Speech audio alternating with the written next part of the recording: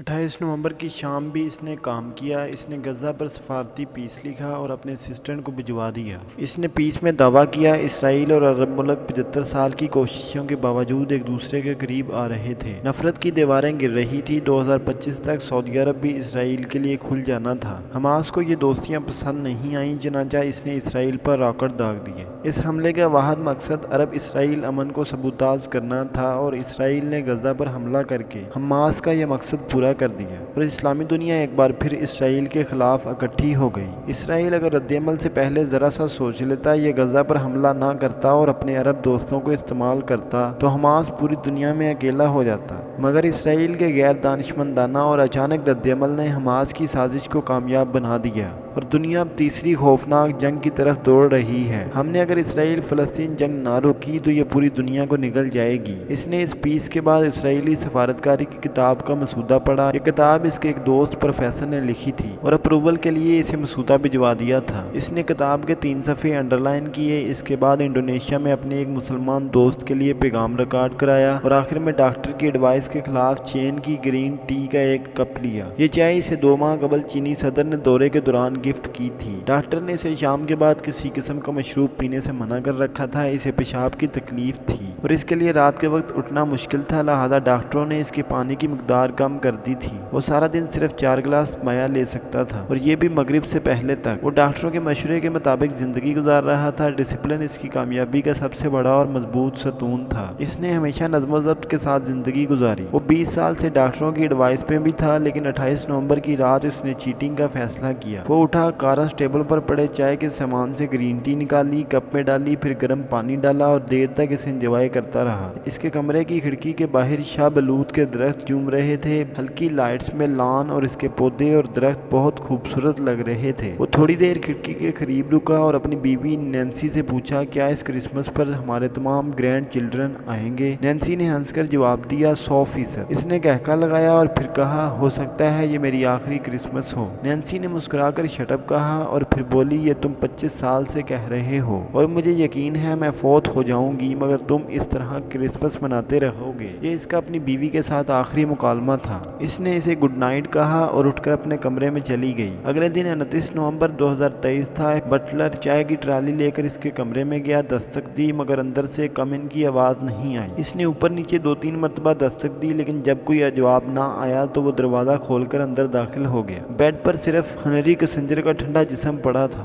روح رات کے کسی خاموش پل میں اس کا ساتھ چھوڑ کر رخصت ہو گئی تھی۔ یہ خبر چند لمحوں میں کینٹ کے پورے ٹاؤن میں پھیل گئی اور پھر چند گھنٹے بعد ہنری کسنجر کے دفتر نے اس کی موت کی تصدیق کر دی اور یوں ہنری کسنجر 100 سال کی عمر میں دنیا سے رخصت ہو گیا۔ دنیا میں ہزاروں سفارتکار ہیں، ان میں سے 100 کو بین الاقوامی حیثیت حاصل ہے، مگر ہنری کسنجر صرف ایک تھا۔ دنیا کا کوئی سفارتکار اس کے مرتبے کو نہیں چھو سکا۔ دنیا میں پچھلے 60 برسوں میں جتنے بھی اہم سفارتی مرحلے آئے، ہنری کسنجر ان کا لازمی جزو ہوتا تھا۔ چین کے دروازے امریکہ کے لیے کھلنے ہوں، ویتنام جنگ کا خاتمہ ہو، بنگلہ دیش کی آزادی کی جنگ ہو، سوویت یونین کے ساتھ کولڈ وار ہو، عرب اسرائیل جنگ ہو، ایران عرب، ایران عراق اور ایران امریکہ جنگ ہو، سائپرس پر ترکی کی یلغار ہو، لاطینی امریکہ کی لڑائیاں ہوں، چلی میں امریکی مداخلت ہو، ارجنٹائن میں امریکی مفادات کی جنگ ہو، روڈشیا کا مسئلہ ہو، پرتگال کی نوبادیات کی جنگ ہو، ایسٹ تیمور کا تنازعہ ہو، کیوبا کا مسئلہ ہو، ویسٹ سہارا کا معاملہ ہو، زائر کی خانہ جنگی ہو یا پھر پاکستان کا ایٹمی پلانٹ ہو، سفارتی دنیا میں صرف ایک ہی شخص نظر آتا تھا اور وہ تھا ہنری کسنجر۔ یہ شخص سفارتکار کے ساتھ ساتھ دانشور بھی تھا۔ آپ اس کی دانش کا اندازہ صرف اس مثال سے لگا لیجئے۔ میاں نواز شریف نے اپنے دوسرے دورے میں ہنری کسنجر سے پوچھا تھا، پاکستان کو امریکہ کے ساتھ کس قسم کے تعلقات رکھنے چاہیے؟ ہنری کسنجر نے ہنس کر جواب دیا، آپ اگر امریکہ کے دشمن ہیں تو آپ کے بچنے کے چانسز ہیں، لیکن آپ اگر اس کے دوست بن گئے تو پھر آپ کی موت قطعی ہے۔ آپ اس فکرے سے اس کے وزڈم کا اندازہ لگا لیجئے۔ شام میں خانہ جنگی کے بعد جرمنی نے شامی مہاجرین کے لیے اپنی سرحدیں کھول دی۔ اس پر ہنری کسنجر نے کہا، جرمنی نے بہت بڑی غلطی کی۔ اس نے اپنے ملک میں ایسی کمیونٹی پیدا کر لی جو نظریاتی اور ثقافتی لحاظ سے بالکل مختلف ہے۔ یہ لوگ مستقبل میں جرمنی کے لیے ایک بہت بڑا پریشر گروپ ثابت ہوگا۔ اسرائیل پر حماس کے حملے پر اس نے 2 فکروں میں تبصرہ کیا، اسرائیل اور